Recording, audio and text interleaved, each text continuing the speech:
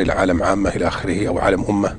ما رأيك في التقسيم؟ هذه التقسيمات من جهة الواقع صحيحة، هذه من جهة الواقع والنصوص قد دلت عليها في كلام الله عز وجل وكلام النبي صلى الله عليه وسلم من جهة المعنى، وإن لم يأتي مثلا في بعض النصوص بعض أمثال هذه التفاصيل. هذا التقسيم صحيح.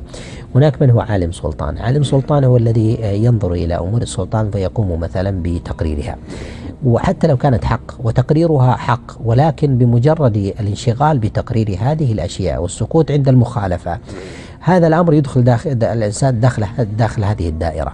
وذلك الذين مثلا لا يفتي إلا إذا طلب منه الفتوى، فلا يتعرض مثلا لجانب يخالف مثلا ما لا يطلب منه أو ما طلب منه فوجد أن الحق في خلافه. حتى منهم مثلا إذا طلب منه المخالفة الشريعة شر أولئك الذي يصرح حتى بمخالفة الشريعة ويحاول يتعسف بإرادة الأدلة. وخير أولئك من هذه الدائرة الذي إذا أمر بمخالفة الشريعة سكت وما أقر بمخالفة الشريعة، ورأى الناس يخالفون الشريعة فسكتوا، فكان أمره كحل الكتمان.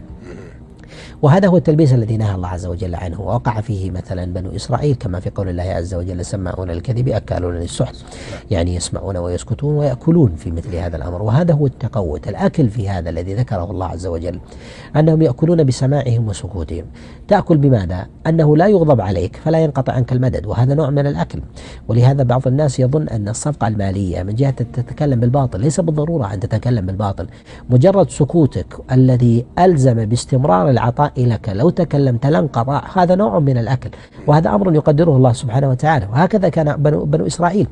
الله سبحانه وتعالى ذكر عن بني إسرائيل أيضا في قوله جل وعلا: لا تلبسوا الحق بالباطل وتكتموا الحق وأنتم تعلمون.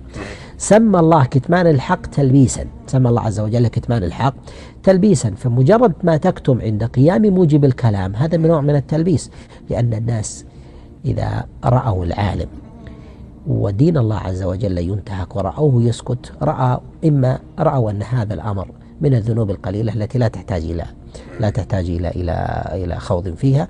ومنهم من يقول أنه الدليل على الإباحة وعدم المخالفة، خاصة إذا وجد من يتكلم بجوانب الإباحة والعالم بذلك ساكت، وشريك في هذا الأمر. وهذه طريقة بني إسرائيل.